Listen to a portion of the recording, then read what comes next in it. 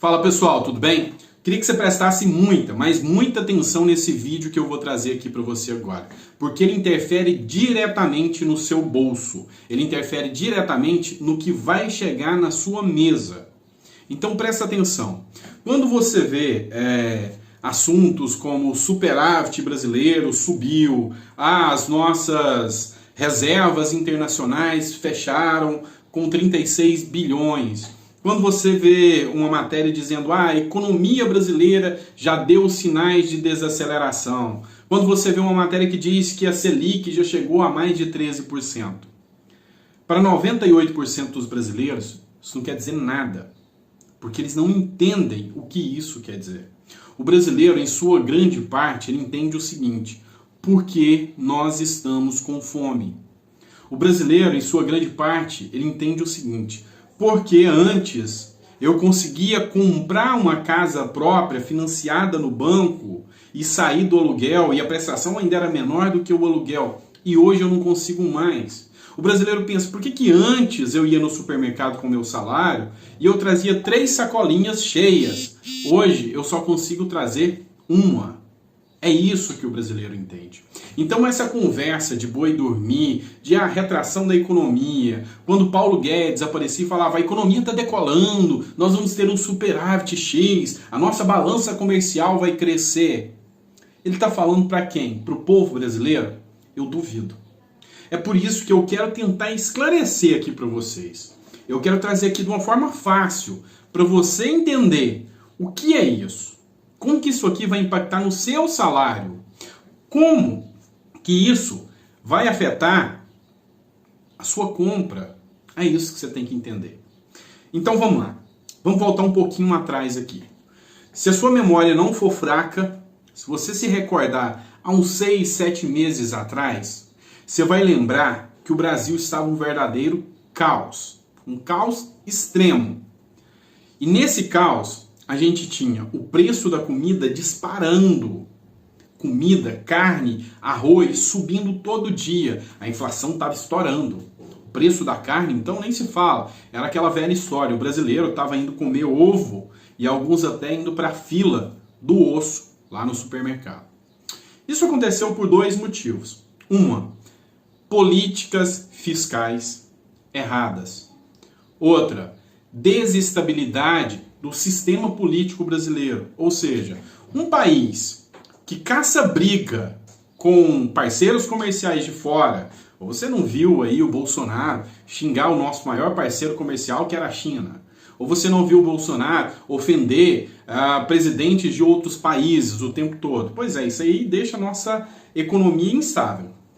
Então, a gente já não consegue ter bons acordos comerciais. A gente teve uma política exportacionista, ou seja, a gente, tudo que produziu aqui, principalmente focado em comida, no agro, foi para fora. Por quê? Porque o dólar estava lá em cima. E quando a gente tem uma produção X e essa comida vai para fora, ou seja, se eu produzo aqui 1 quilo de carne, se eu vendo a $30, por exemplo, o arroba, tá? Se eu vendo a $30 ou mais para o país X, por que eu vou vender mais barato para o Brasil? Só acontece de você vender mais barato para o Brasil quando o governo vem e coloca imposto na exportação.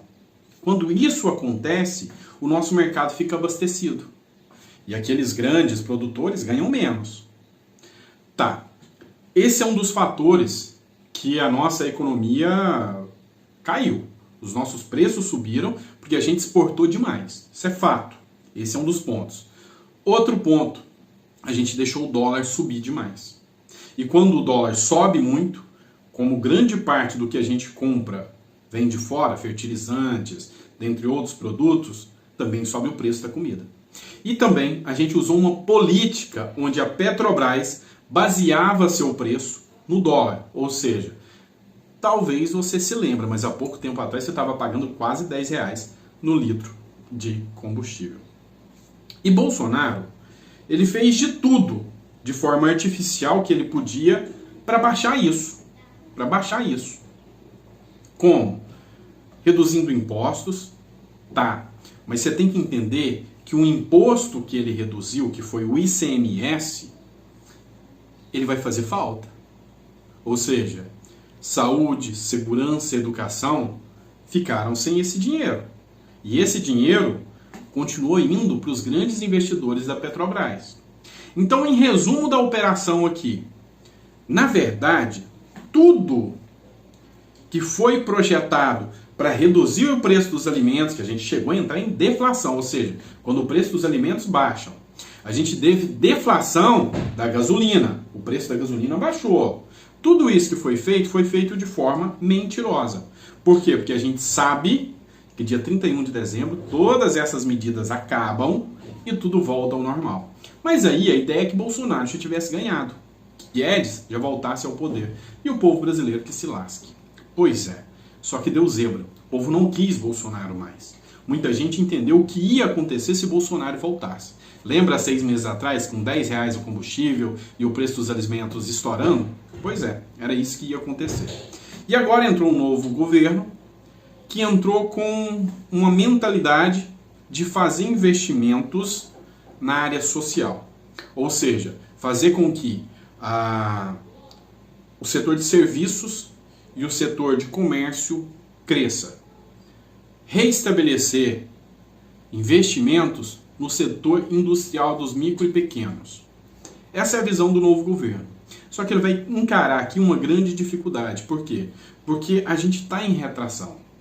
Os efeitos Bolsonaro e Guedes ainda estão pela frente. Será que Lula vai ter condições de reverter isso? Pois é, a melhor forma de reverter isso é através de uma política de salário mínimo adequada. Presta atenção, pode não ser fácil, porque nós temos um rombo aí, mas a partir do momento que eu ganho mais como assalariado, como aposentado, vai sobrar mais dinheiro no meu bolso. Eu tenho que valorizar esse povo. E quando sobra mais dinheiro para essa pessoa, ela vai injetar esse dinheiro no comércio, no setor de serviços. Vamos lá, um aposentado que ganha o necessário para sobreviver, ele só vai gastar o necessário para sobreviver. E o comércio não vai ver o dinheiro dele. Enquanto esse dinheiro está indo só para a mão dos grandes barões, eles estão estocando o dinheiro. O pobre não está usando isso no comércio. A partir do momento que eu consigo subir o salário de um aposentado ou de um trabalhador para além do mínimo existencial, ou seja, para além do mínimo que ele precisa para sobreviver, sobra dinheiro no bolso dele. E talvez ele quer a esposa mais bonita. Sabe aquele salão que a esposa quase nunca vai? Pois é, agora ele vai dar um dinheiro e a esposa vai para o salão. Lá no salão, a dona do salão vai receber mais, porque ela vai ter mais clientes. E ao receber mais, a dona do salão vai dar o dinheiro para o filho ir lá e comprar aquele videogame que ele queria. Fazer aquele churrasco no final de ano. E o mercado volta a ter os recursos injetados aqui dentro. Redução da taxa de juros para um consumo maior, liberação de empréstimos, enfim. É assim que a economia volta a se aquecer. Mas isso não é uma coisa que acontece do dia para a noite. Mas o primeiro passo já foi dado. O primeiro passo foi Lula dizer que vai cumprir as promessas de campanha, dizer que vai dar uma valorização do salário mínimo e fazer com que as famílias superendividadas voltem a ter poder de consumo. E aí, as narrativas contrárias, uma narrativa que já se tornou até uma guerra ideológica, né? Já é uma coisa assim quase que espiritual. Não, mas é pelo bem de Deus, da pátria, da família. Pois é. Mas enquanto houver pessoas do quanto pior, melhor, mais difícil vai ser a recuperação do nosso Brasil. Então esse aqui é o recado para a galera aí que está nessa manifestação, nessa ideologia maluca. Para que tá feio. Está na hora da gente recuperar a nossa economia. O caminho é esse. Não tem outro, não tem outro e não tem outro. Agora é hora de todo brasileiro unir esforços para recuperar a economia, para recuperar a valorização do Brasil como um país importante no mercado internacional.